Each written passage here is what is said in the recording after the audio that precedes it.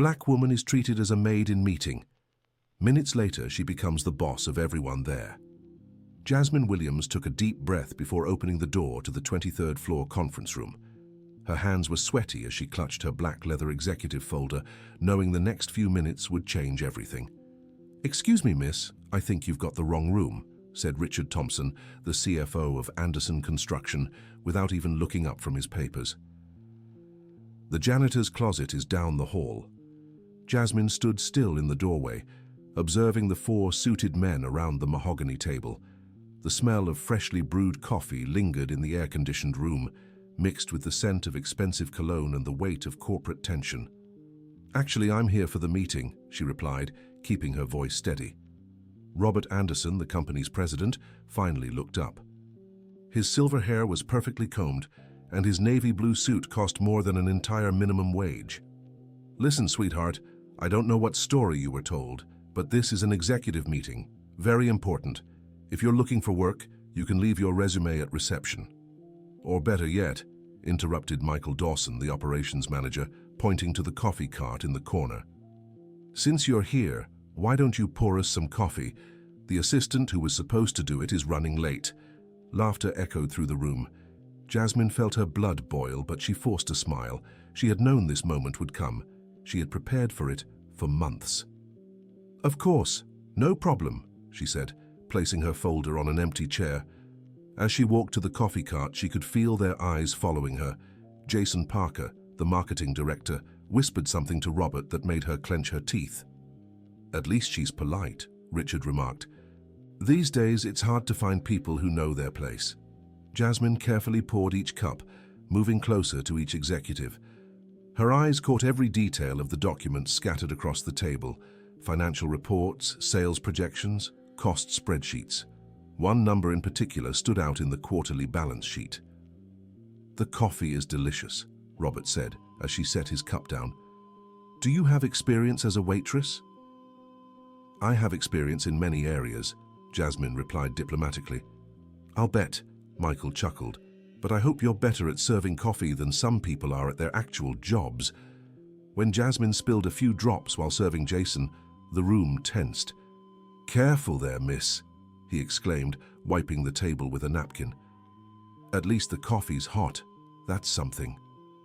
"I'm so sorry, sir," Jasmine said, grabbing another napkin. "It's fine.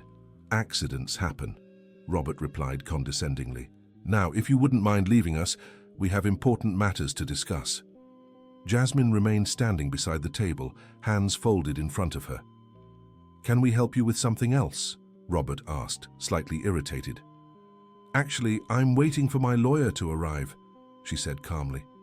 "Your lawyer?" Richard nearly choked on his coffee. "What are you talking about?"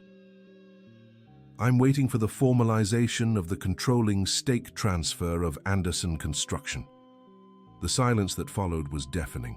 Robert slammed his cup down, spilling coffee. "Is this some kind of joke?" Michael demanded, rising from his seat. "No joke at all," Jasmine replied, walking back to her folder and pulling out a stack of documents. "My name is Jasmine Williams, and I've just acquired 51% of this company's shares." Dear listener, if you're enjoying this story, don't forget to like and subscribe. It really helps those of us just starting out. Now continuing, Robert snatched the papers from Jasmine's hands, his eyes quickly scanning each line. His facial expressions changed dramatically with every turned page. "This is impossible," he muttered. "How did you manage?" "Through strategic acquisitions made by different offshore companies over the last 6 months, explained Jasmine, pulling more documents from her folder. Every purchase strictly followed all legal regulations. Jason had turned as pale as a sheet. But how did you know?" "How I knew the shares were available," Jasmine finished. "Well, you gave me that information yourselves." "Us?" exclaimed Richard. "We never spoke to you before today." Jasmine smiled for the first time since entering the room. "Are you sure? Let me refresh your memory. Remember the construction conference in Washington, D.C. 3 months ago? I was serving cocktails at the networking event." The executives' faces began to show recognition. "You spent the whole night talking about the company's financial struggles, the fights between partners, the urgent need for capital.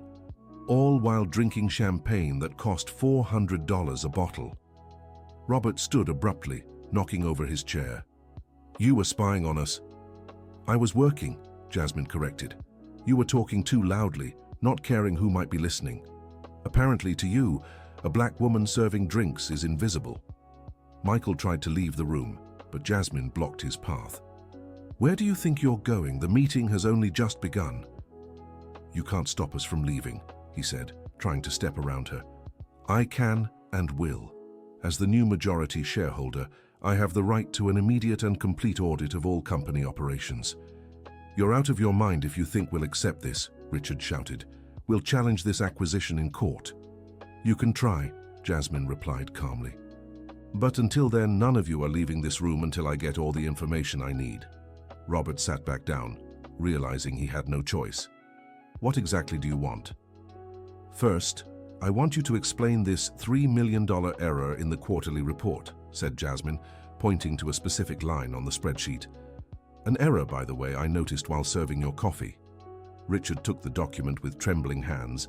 His eyes darted over the numbers repeatedly. "How did you... This can't be..." "What can't be?" Jasmine pressed.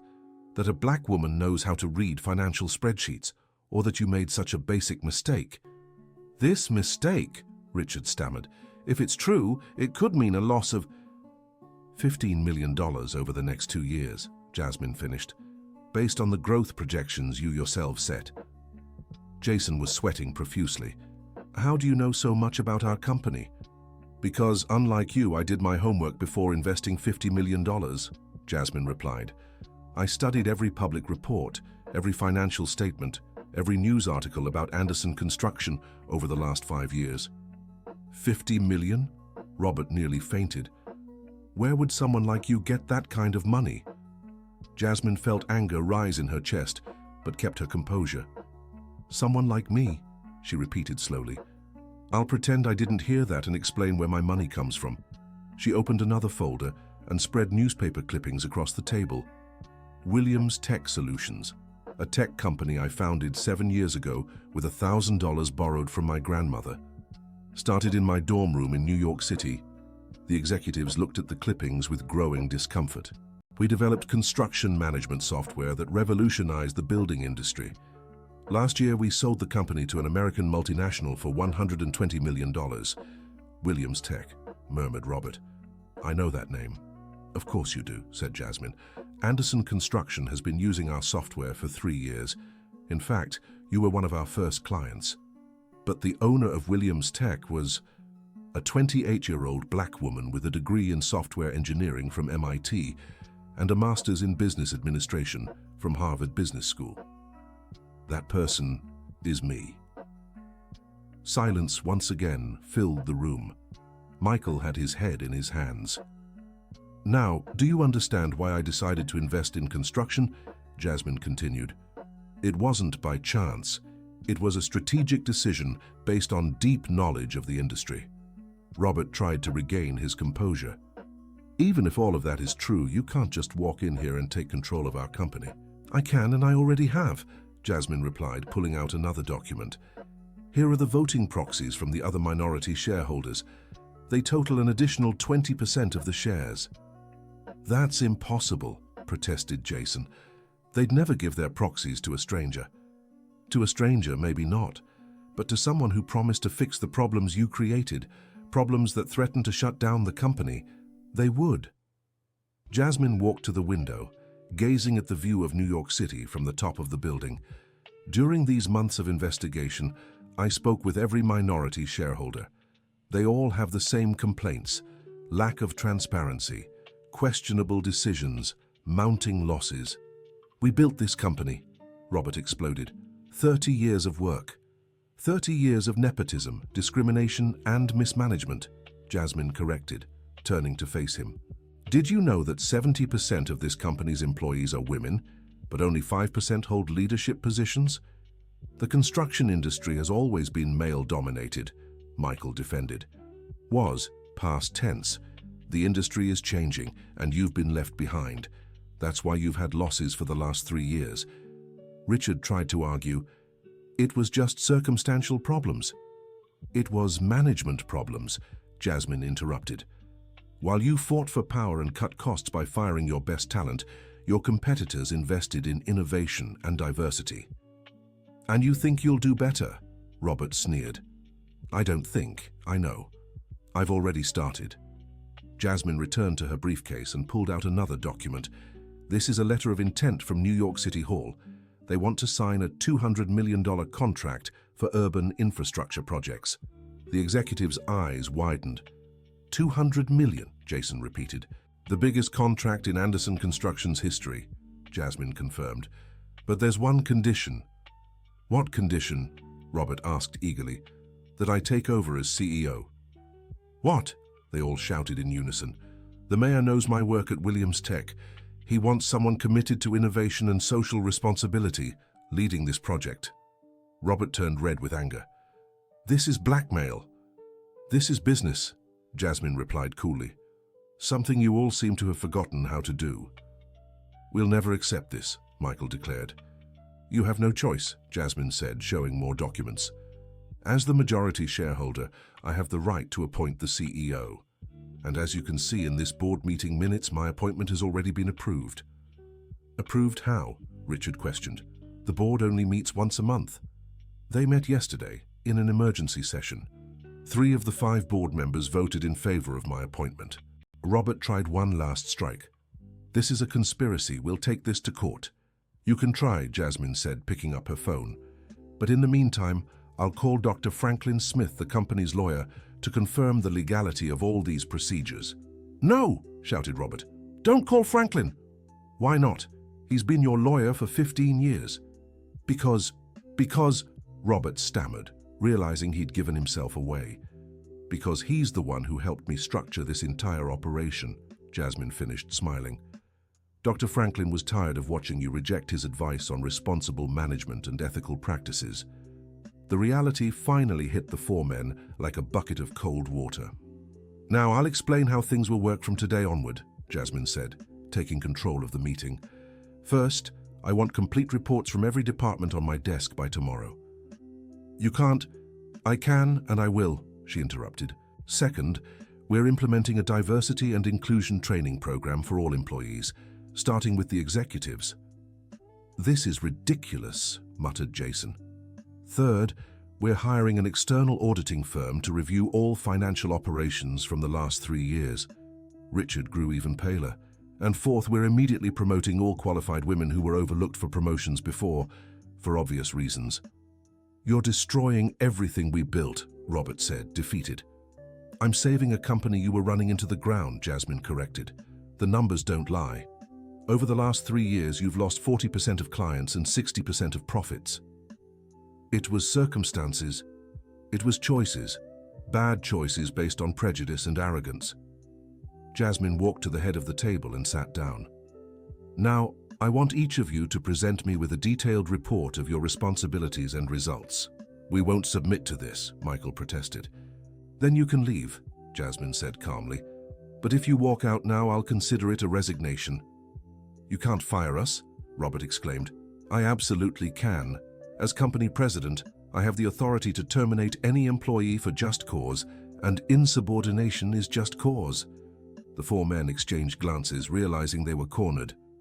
Fine, Robert finally said, but we want it on record that we're doing this under protest. Protest all you want, Jasmine replied. Now, Mr. Thompson, explain this $3 million discrepancy in the balance sheet. Richard picked up the papers with trembling hands. Well, it seems there was a miscalculation in the depreciation figures. A $3 million miscalculation, Jasmine emphasized. How did that slip past 3 people responsible for review? We trusted each other. Trust doesn't replace competence, Jasmine said. From today, all financial reports will undergo double audits before approval. Dear listener, if you're enjoying the story, don't forget to like and subscribe. It helps us a lot as we're just starting out. Now, back to the story. Mr. Dawson, Jasmine continued, I need to understand why we lost the downtown business tower contract last month. Michael hesitated before answering. The client claimed our bid was above market rate. Lie, Jasmine said. pulling another document from her folder.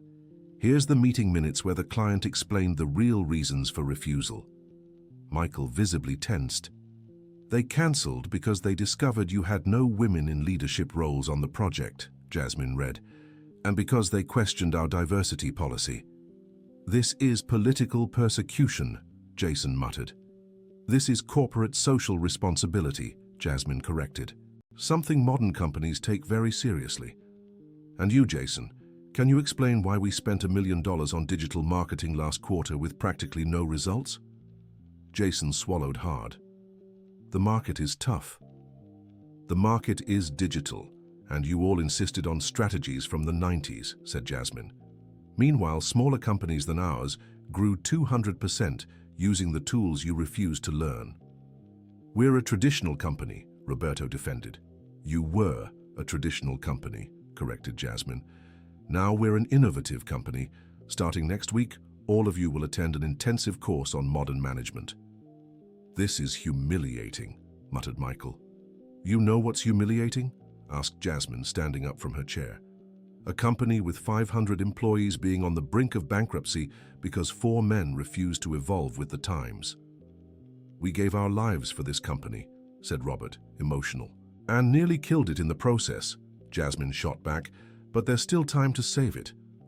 "What do you plan to do with us?" asked Richard, wary. "That depends on you," replied Jasmine. "You can choose to collaborate with the necessary changes, or you can choose to leave. And if we choose to collaborate, you'll have the chance to learn, grow, and be part of this company's recovery. But you'll have to accept that things don't work the old way anymore." Robert sighed deeply. "You're asking us to throw away 30 years of experience. I'm asking you to use 30 years of experience intelligently," corrected Jasmine. "You know the market, you know the clients, you know the suppliers. That's valuable. What isn't valuable are the prejudices and resistance to change." "How can we trust you?" asked Jason. "The same way I'm trusting you," replied Jasmine, "by giving it a chance." Michael looked at his colleagues. "And if we agree to collaborate, how will things work?" "First, we'll set clear goals for each department. Goals based on results, not seniority or personal connections." "That sounds fair," admitted Richard. "Second, we'll implement transparent processes for all major decisions. No more backroom deals." "What about leadership roles?" asked Robert. "They'll go to whoever demonstrates competence, regardless of gender, race, or age," said Jasmine. "But I guarantee everyone will have equal opportunities to prove their worth." "Do you really believe you can turn this around?" questioned Michael. "Not only do I believe it, I've already started," replied Jasmine, showing more documents. "Besides the City Hall contract, I've already secured interest from 3 other major clients." "How?" they all asked together. "By doing something you never did, listening to what the market actually wants." Jasmine spread more papers across the table. Sustainability, technology, social responsibility, meeting deadlines, transparency. These are the words that come up in every survey about what clients value today. "And you have plans for all of this?" asked Robert, intrigued. "I have full strategies," confirmed Jasmine, "including detailed timelines and budgets." The 4 men began examining the documents with growing interest. "This sustainable management project," commented Jason. "It's quite interesting." "And viable," added Jasmine. "I've already tested similar concepts at Williams Tech." "You've really thought of everything," admitted Richard. "I've thought of everything and planned everything," corrected Jasmine. "Because unlike you, I don't act on impulse or ego, I act based on data and analysis." Robert fell silent for a moment, processing everything he'd heard. "All right," he said finally. "We'll try." "I don't want you to try," said Jasmine firmly. "I want you to do. Trying implies the possibility of failure due to lack of effort." "We'll do it," corrected Robert, "but we want to understand exactly what our role will be in this new structure." "Everyone will keep their current responsibilities, but with new goals and methods," explained Jasmine. "And everyone will report directly to me." "What about our salaries?" asked Michael. "They'll stay the same as long as the goals are met. If you exceed them, you'll get bonuses. If you don't, well then we'll have to talk." "That's fair," agreed Jason. "And we want to make it clear that we won't tolerate any form of discrimination or prejudice." added Jasmine. Any employee who feels mistreated due to gender, race, age, or any other reason will have a direct line to me. Understood, said Richard. Well, then let's get to work, announced Jasmine. I want a full report from each department on my desk by 9 tomorrow morning. Tomorrow at 9? Exclaimed Robert. That's impossible. Nothing's impossible with the right motivation, replied Jasmine. And you have 500 jobs depending on the success of this restructuring. Including ours, murmured Michael. Including yours, confirmed Jasmine. Now, if you'll excuse me, I need to start organizing my new office. Your new office? Asked Robert. The president's office, clarified Jasmine. Starting today, that's where I work. Robert swallowed hard, realizing he'd have to clear his desk. Of course, no problem. I'll arrange the move. Thank you. And Robert? Yes? Once you've sorted your things, I want you in my office. We have a lot to discuss about next steps. I'll be there, he replied, resigned. Jasmine picked up her briefcase and headed for the door. Oh, and one last thing, she said, pausing at the threshold. From now on, meetings start exactly on time. Late arrivals won't be tolerated. Understood, the four replied in unison. Great. See you tomorrow at 8 for the first meeting of the new leadership. Jasmine left the room, leaving 4 stunned men behind. They sat in silence for several minutes, processing the complete upheaval their lives had just undergone. I can't believe what just happened, Jason finally said. She completely blindsided us, admitted Michael. And the worst part is, she's right about everything, added Richard. The numbers don't lie. Robert sighed deeply. 30 years building this company, and a 28-year-old woman walks in and teaches us how to do business. A 28-year-old black woman, corrected Michael. And maybe that's exactly what we needed. What do you mean? Asked Jason. I mean, maybe our biases blinded us to obvious solutions, replied Michael. How many times have we ignored suggestions because they came from people we considered different? Too many, admitted Richard. And now one of those people is in charge. With ideas that might actually save the company, added Robert. Then let's do our part, said Jason. Let's prove we can change. Agreed, they all said. Meanwhile, Jasmine walked through the company's halls, observing every detail. Employees greeted her respectfully, unaware she'd just become the new president. Excuse me, she said to a passing employee. Could you show me where the president's office is? Of course, ma'am. It's at the end of this hall, replied the woman, puzzled. Do you have a meeting with Dr. Robert? Something like that, Jasmine smiled. Thanks for the info. You're welcome. If you need anything else, my name is Cynthia. I work in HR. Nice to meet you, Cynthia. I'm sure we'll be working together a lot in the coming months.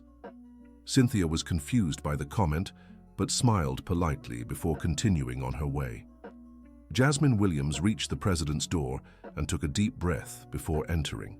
The room was spacious and luxurious with a spectacular view of the city. A grand desk dominated the center, surrounded by shelves filled with books and trophies. So, this is where decisions are made, she murmured, walking to the window. Below, the city buzzed with the rush of late afternoon, thousands of people heading home after another day of work. Many of them, Jasmine knew, faced the same prejudices daily that she had just confronted. But things are going to change, she promised herself. At least here, things will change. The phone rang, interrupting her thoughts. Hello? Jasmine? It's Franklin.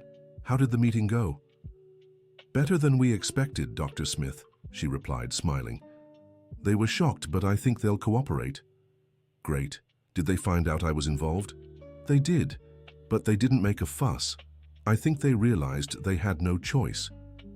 Excellent. Now you need to prepare for the real challenge. What challenge? Proving you can truly turn this company around. The next few months will be crucial. I know, said Jasmine, sitting in the president's chair, but I'm ready. I'm sure you are, and you can count on me for anything you need. Thank you, Dr. Smith. Your help has been invaluable. It was a pleasure to help someone who truly wants to make a difference. Jasmine hung up and stared at the desk that was now hers. In just a few hours, her life had completely changed, from successful businesswoman to president of one of the country's largest construction firms. A knock at the door interrupted her thoughts. "Come in," she said. Robert Anderson appeared in the doorway carrying a box of his personal belongings. "I came to get my things," he said, visibly uncomfortable. "Of course, make yourself at home," replied Jasmine, standing from the chair. Robert walked to the desk and began gathering his items: family photos, a few books, a Business Person of the Year trophy from 2015. "Robert," Jasmine said softly, "I know this must be very hard for you." He stopped what he was doing and looked at her. 30 years, Jasmine. 30 years of my life are in this room." "And they don't have to end here," she replied. "You can still be part of this company's story, just in a different way." "Do you really believe a 58-year-old man can change?" "I believe anyone can change as long as they're willing to admit their mistakes and learn from them." Robert finished packing his things and headed for the door. "Jasmine?" "Yes. I'm sorry for what happened today, for how we treated you. Thank you for apologizing. It means a lot to me. And good luck. You'll need it." "I will," she smiled. "But I have something you never had." "What's that?" "The certainty that I'm doing the right thing." Robert left the room, closing the door gently behind him. Jasmine stood alone in her new kingdom, contemplating the challenges ahead. Dear listener, if you're enjoying the story, don't forget to like and especially subscribe to the channel. It helps us a lot as we're just starting out. Now, continuing. In the following days, news of the leadership change at Anderson Construction spread quickly through the industry. Some were surprised, others skeptical, but all were curious to see what would happen. Jasmine implemented immediate changes. She created a diversity committee, established direct communication channels with employees at all levels, and launched a training program in new technologies. "Good morning, everyone," she said at the first all-hands meeting. "I know many of you are curious about the changes taking place." The auditorium was packed. 500 people eagerly awaited their new leader. "My name is Jasmine Williams, and I am now the president of this company. But I want you to know I'm not here to tear anything down. I'm here to build."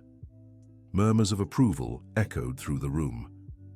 "In the coming months, we will undergo a complete transformation. We'll modernize our processes, invest in technology, and most importantly, value the talent we already have here." "What about our jobs?" a voice called from the back. "Not only will we keep every job, but we'll also create new ones," Jasmine replied. "New contracts are coming in, and we'll need more people." The tension in the room visibly eased. "But I want to make one thing very clear," she continued. "Discrimination of any kind will not be tolerated. Everyone will be judged by their work and skills, not by their appearance or background." The applause was spontaneous and enthusiastic. "Now let's work together to make this company an example for the entire country." After the meeting, Jasmine was approached by several employees who wanted to thank her for the changes. "Dr. Williams," said Cynthia from HR, "I've worked here for 10 years and have never felt so hopeful about the company's future." "And this is just the first week," Jasmine smiled. "Wait and see what's coming." "Can I ask you a personal question?" another employee said. "Of course. How did you find the courage to stand up to those men?" Jasmine thought for a moment before answering. "It wasn't courage, it was necessity. When you see injustice happening, you have two choices: accept it or fight to change it. I chose to fight." "And you weren't afraid?" "I was terrified," Jasmine admitted. "But the fear of failure is smaller than the fear of not trying." 3 months later, the results began to show.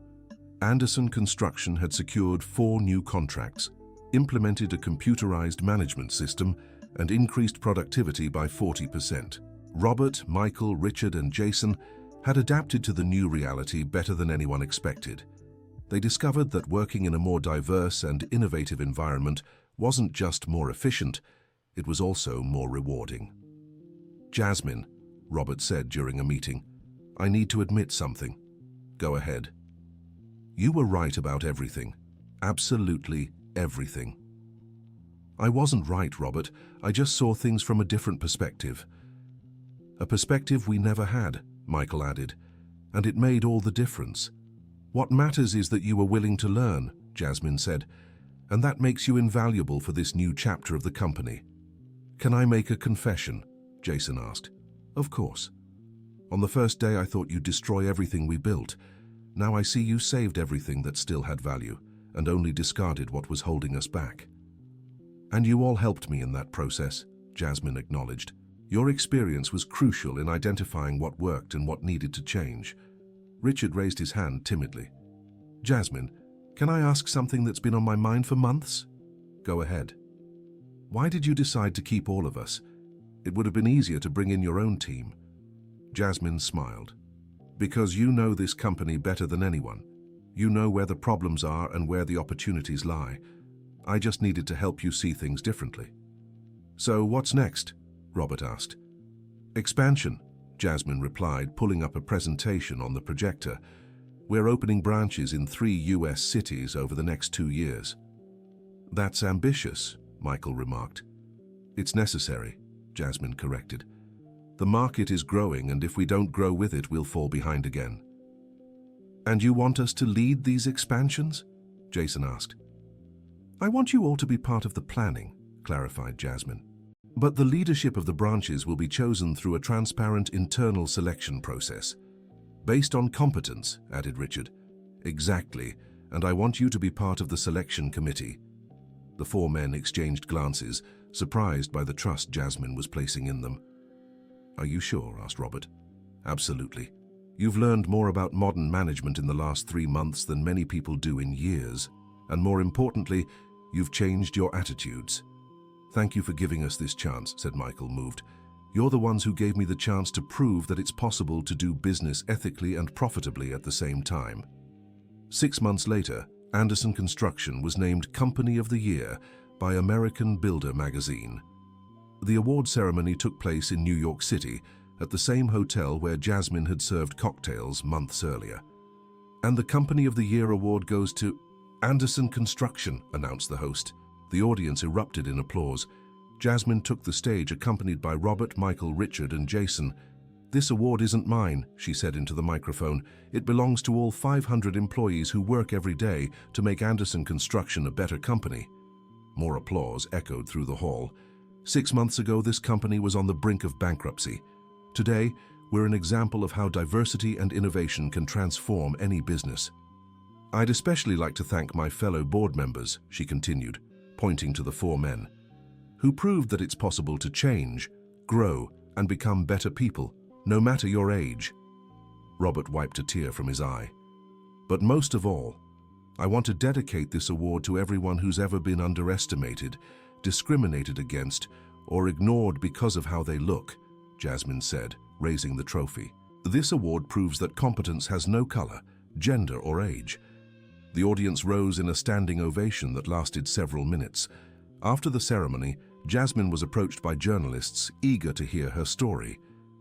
Dr. Williams, what was the hardest moment of this transformation? Asked one reporter. The hardest was staying calm that first day, she replied. When you're humiliated the way I was, the instinct is to fight back.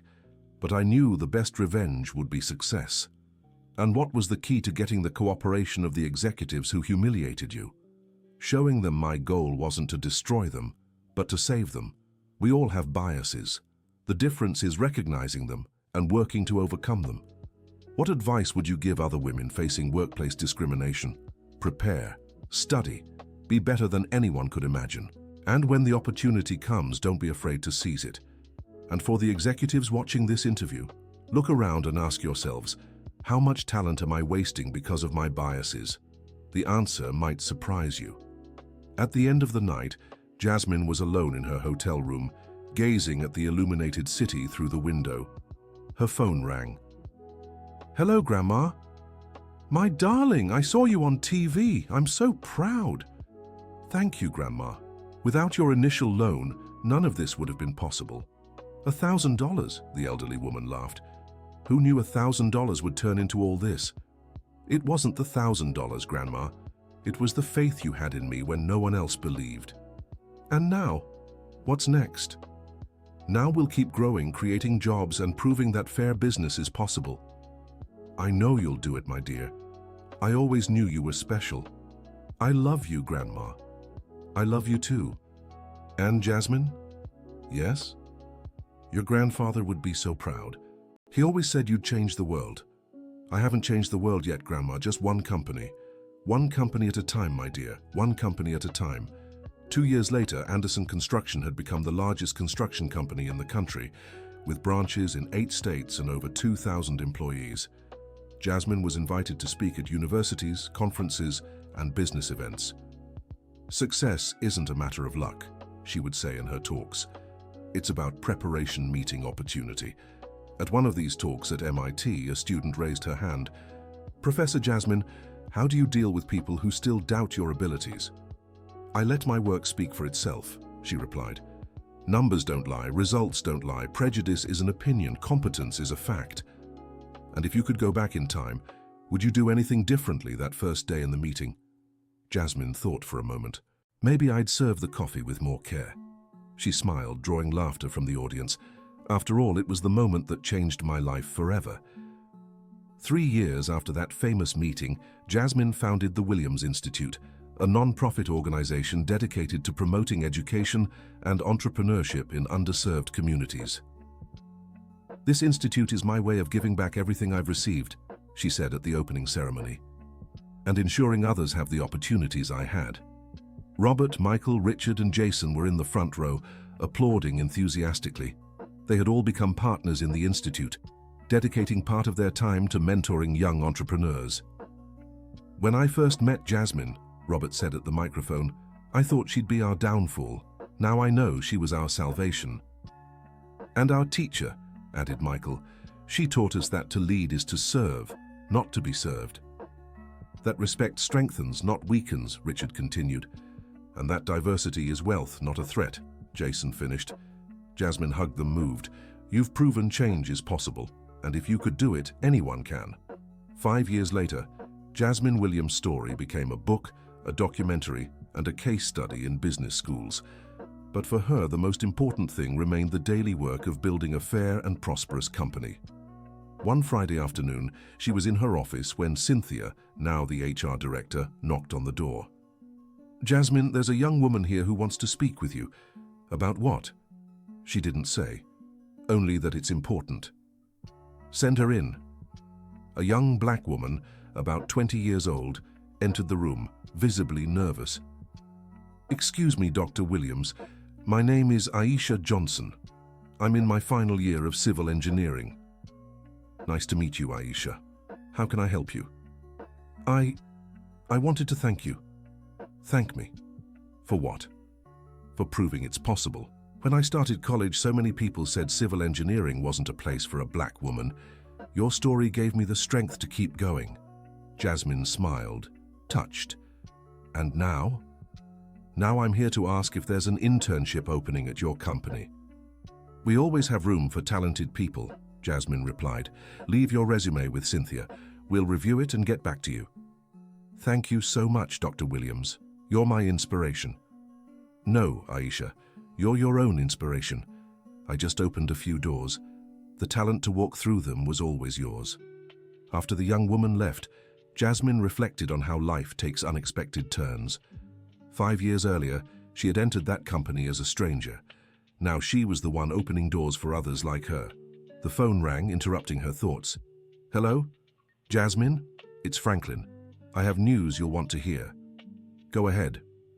Los Angeles City Hall wants to talk to you about an affordable housing project. It could be the biggest contract in the company's history. Bigger than New York City's? 3 times bigger. Jasmine smiled, already envisioning the possibilities.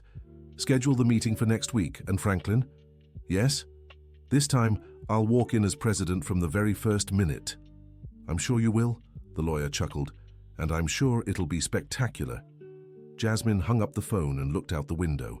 Below, the city buzzed with millions of people chasing their dreams, many of them facing the same obstacles she had overcome.